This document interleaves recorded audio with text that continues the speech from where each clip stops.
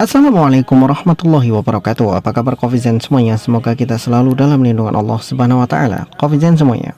Banyak pakar-pakar ekonomi mengatakan bahwa ketika sebuah negara itu menaikkan seluruh pajak-pajak yang ada di negerinya, maka sebetulnya negara itu sedang mengalami kolaps, alias negara itu sudah mau bangkrut. Itu sudah diakui oleh ahli ekonomi manapun.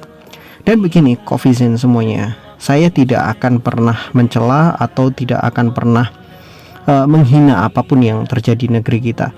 Ini adalah sebuah resiko yang harus kita tanggung, karena memang semua hukum-hukum yang ditegakkan di negeri kita itu ya seperti itu. Dan konsekuensi dari mereka sendiri tidak mau merubahnya, tidak mau menggunakan hal-hal yang lebih baik daripada itu, ya konsekuensinya hanya seperti itu. Kita akan, misalkan kita protes kemana-mana supaya PPN dan lain sebagainya, pajak-pajak itu diturunkan, apakah itu akan bertahan selamanya? Enggak.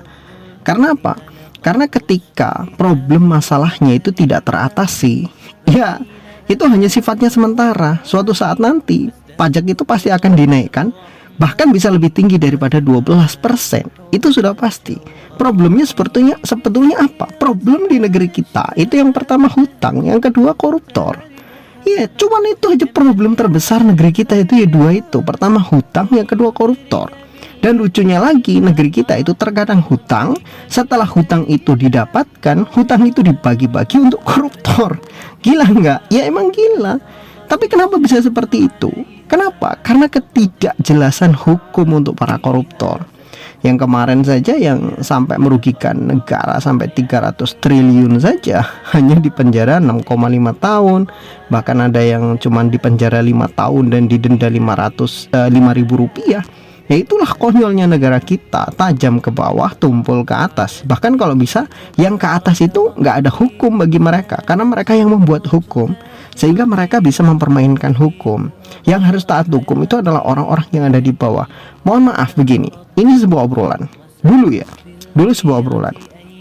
Ketika kita ditanya oleh seorang petugas yang menilang atau menanyai kita tentang ente bawa SIM enggak?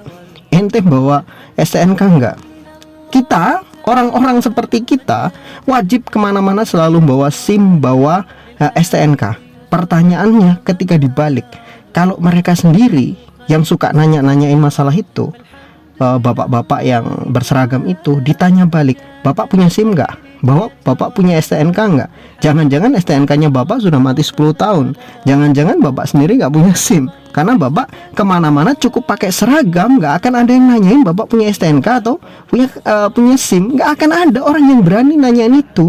Sedangkan kita, orang-orang seperti kita, seperti saya dan ente-ente semua, wajib harus punya SIM, STNK harus hidup kan, pajaknya semuanya harus hidup. Kalau enggak tilang. Ancamannya apa? Tilang. Kalau enggak sita, kalau enggak tilang, sita dan lain sebagainya. Ancamannya banyak sekali. Berbagai macam alasan negeri kita itu dalam menerapkan masalah hal-hal seperti itu sangat luar biasa. Dan lucunya begini, ketika kita dibebani dengan berbagai macam pajak ini, pajak itu, pajak ini, pajak itu, yang lucunya adalah ketika kita mau bayar pajak dipersulit. Itu yang jadi masalah kan. Kita sudah semangat-semangat mau bayar pajak dari rumah, sampai sana masih dipersulit, masih belum ininya, harus bawa ini, harus bawa itu, harus bawa ini dan itu, nggak boleh diwakilkan, nggak boleh ini, nggak boleh itu dan sebagainya. Itulah negeri kita. Mau gimana lagi? Kita pasrah aja kok, iya kan? Jadi permasalahannya yaitu kita itu pasrah aja dan dipaksa untuk pasrah. Kalau kita ngomongin bagaimana kalau kita menuntut supaya negeri kita itu dibenahi masalah hukum-hukumnya, yang sana sini sono, yang ente yang NKRI langsung teriak-teriak, oh itu anti Pancasila, oh itu nggak mau ini, orang intoleran itu mau merubah negeri kita, itu mau merubah Pancasila, kan gila. Padahal yang kita tuntut adalah keadilan, karena dasar dari Pancasila sendiri, sila kelima adalah keadilan sosial bagi seluruh bangsa Indonesia. Tapi yang kita lihat adalah keadilan sosial bagi mereka-mereka yang punya kekayaan dan pejabat-pejabat saja. Rakyat-rakyat kecil seperti kita selalu ditindas, selalu hanya jadi korban, selalu jadi pelaku-pelaku yang yang dipaksa untuk membayar segala macam iuran untuk menyenangkan mereka. Maka ada sebuah istilah begini, apa bedanya zakat dengan pajak? Zakat itu diambil dari orang kaya diberikan pada orang miskin, sedangkan pajak itu sebaliknya, diambil dari orang miskin diberikan kepada orang-orang yang sudah kaya. Makanya begini, kalau ditanya apakah di dalam Islam itu pajak boleh atau tidak, dalam Islam pajak jelas nggak boleh. Hadis-hadis Rasulullah menjelaskan bahwa pajak itu sesuatu yang tidak boleh. Dan salah satu pekerjaan yang dilarang oleh Rasulullah adalah pajak dan menarikan pajak. Nah terus kalau misalkan pajak itu nggak boleh, gimana dulu negara-negara Islam bisa bertahan sampai 1300 tahun tanpa mereka memungut pajak? Ya makanya negara harus berbisnis. Tapi bisnisnya bukan membisniskan rakyatnya, tapi dia betul-betul berbisnis, berdagang, punya penghasilan sendiri, bisa menggaji orang-orang yang punya jabatan gitu loh. Contoh seperti negara-negara di Timur Tengah, coba tanyalah, apakah mereka dipajak dengan pajak yang begitu tinggi? Enggak. Contoh Qatar misalkan. Qatar itu negara yang kita baru lahir saja, itu sudah tahu kerjaan kita apa, rumah kita di mana, gaji kita berapa. Jadi mereka sudah nggak pusing mikirin pajak, mikirin ini dan sebagainya. Beda dengan negeri kita, anak baru lahir sudah kena PPN, sudah kena pajak ini, kena pajak itu. Kalau dia nanti bikin bisnis, ada pajak ini, pajak itu. Bahkan bikin rumah makan, sekarang warung samping jalan tuh kaki lima juga ada pajaknya semua, kan kacau. Jadi perbedaan itulah yang membuat kenapa kok negara-negara yang ada di Arab sono, kenapa kok bisa lebih makmur, padahal mereka cuma punya minyak. Negeri kita itu punya segalanya, tapi nggak maju-maju, dan kesannya stagnan. Bukan hanya stagnan, malah justru semakin tertekan dengan berbagai macam pajak yang dibebankan kepada rakyat. Karena ketika kita menuntut perubahan, langsung banyak orang-orang muncul yang ngaku paling NKRI menuduh kita adalah orang-orang yang mau mengganti Pancasila. Itu konyolnya. Padahal yang kita inginkan adalah perubahan lebih baik gitu loh. Makanya kan jelas ya, firman Allah Subhanahu wa taala menyebutkan innallaha ya la yughayyiru ma biqaumin hatta yughayyiru ma bi anfusihim. Sesungguhnya Allah tidak pernah mengubah suatu nasib kaum sampai mereka berusaha mengubah diri mereka sendiri. Artinya ketika satu kaum, satu bangsa ini tidak punya usaha untuk mau merubahnya, merubah nasib kita menjadi sesuatu yang lebih baik, sampai kapanpun kita akan seperti ini, atau bahkan mungkin lebih terpuruk lagi.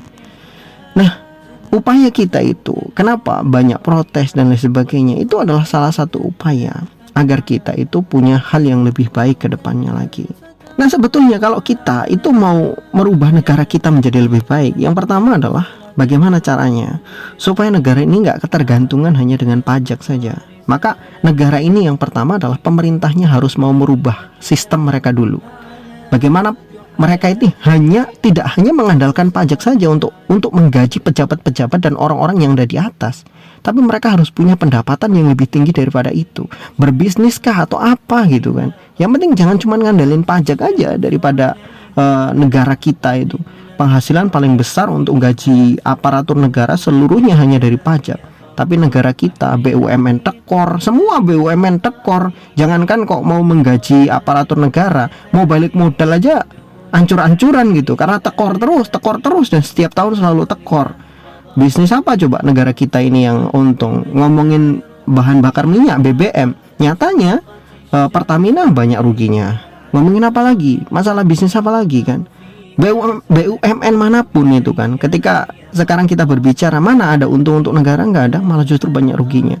Bahkan seperti Garuda itu adalah maskapai milik negara, juga sama aja mengalami banyak kerugian. Belum lagi bisnis-bisnis yang lain yang semuanya bernama BUMN, hampir semuanya pendapatannya jeblok. Kacau kan? Kalau sudah pendapatan mereka jeblok, mereka nggak punya keuntungan, dari mana mereka mendapatkan gaji untuk menghidupi seluruh aparatur negara? Ya akhirnya dari pajak.